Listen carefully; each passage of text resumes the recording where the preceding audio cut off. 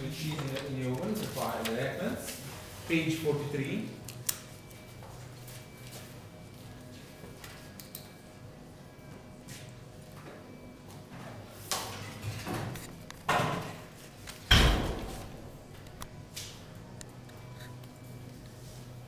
That will be Diane, Kathy, and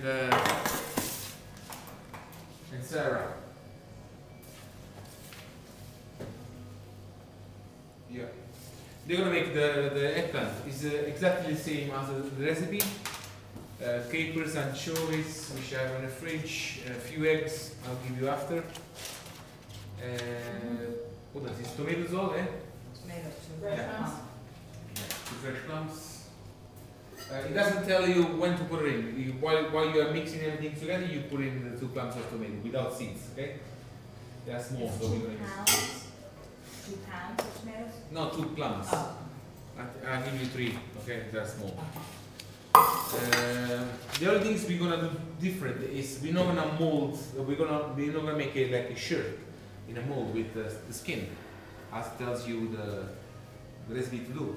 We're gonna grease and dust with flour the mold. We're gonna thin slice the skins. Okay.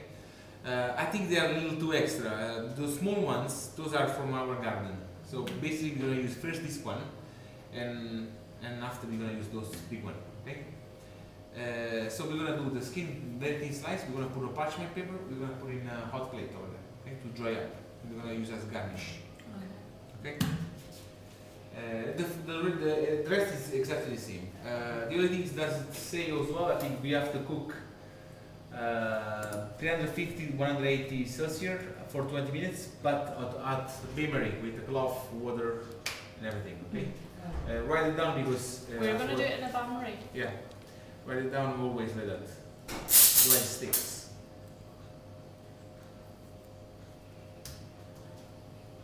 Okay. That will be the first thing to do. We're gonna do the minestrone, page 57.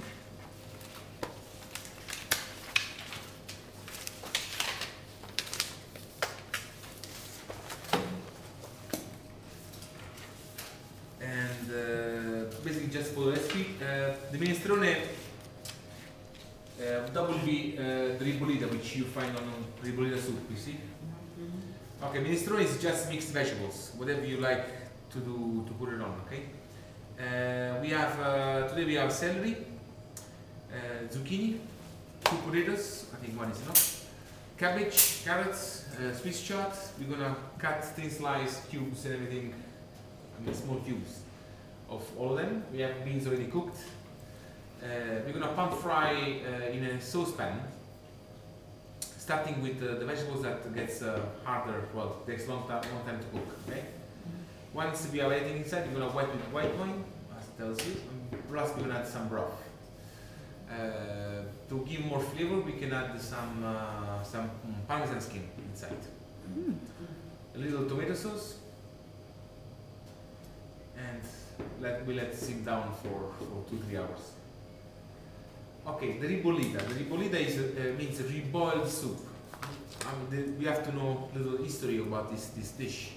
It's a poor dish from the countryside of Tuscany. That was during the Second World War and after. Actually, it was a huge depression after the Second World War. In the war, during the wartime, they were not suffering about food. They were suffering afterwards. So they used to do the vegetables, the soup, once in a week. The first days they were eating with the pasta inside or just plain. And after 2-3 days, it was already mashing up. It was, was start to be overcooked and reboiled. They used to add some old bread inside. They used to use those. You see those clay pots, the white one. They used to put all the big pieces of bread. The old bread, like a rock. The soup, leftover soup, it wasn't much liquid anymore. So, I used to soak and put in the oven for 10-20 minutes. And on top, if they were rich, they were grating some cheese. Otherwise, no cheese. Okay. Sometimes spring onion or olive oil. Olive oil was one of the things was never missing in When you say Italian bread, is that's going to be ciabatta? No, Tuscan breads we're supposed to use. The awful bread. Okay. I don't like this day bread. It's awful. It's without salt. Okay. Ciabatta is not the bread. This one we use. You like the bread without salt? Are you saying? Without Okay. salt? So Basically, you should use it without salt. Just like a regular white. Yeah, but this is from South Italy, which is a better taste. But he likes that then, right? Say again? You like that one better? Oh yeah, I don't need this bread. Oh. I know this is I'll going leave to it for kill you, them. Franco, but can I use a baguette if I was at home? Would that be? Yeah, you don't have any. Yeah, of course. Okay. Yeah, dry it up. When you know when you buy baguette, if you are by yourself, I think after the day after it's gonna be. Yeah. Next day. Sure. So you keep for 2-3 days. You make a Okay. little soup from Alright. freezer. My suggestion: make a soup and don't use bell peppers and not eggplants. It spoils. Okay. You make it quite a large amount. You put in a small plastic container and you put it in the freezer. Whenever you need, you have it. If you Yeah. have leftover bread, you can do that. Usually, what we do, that's the original way to make the liquid soup. But we do in restaurants, minestrone soup, freshly made, of course, minestrone soup. Old bread, we put it in a small pot and you boil everything together.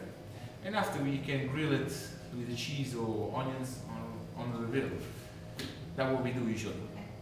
You cannot mix already with the bread and keep it for 2-3 days. You will ruin everything up because the bread is yeast. That's it. Yeah. You get acid.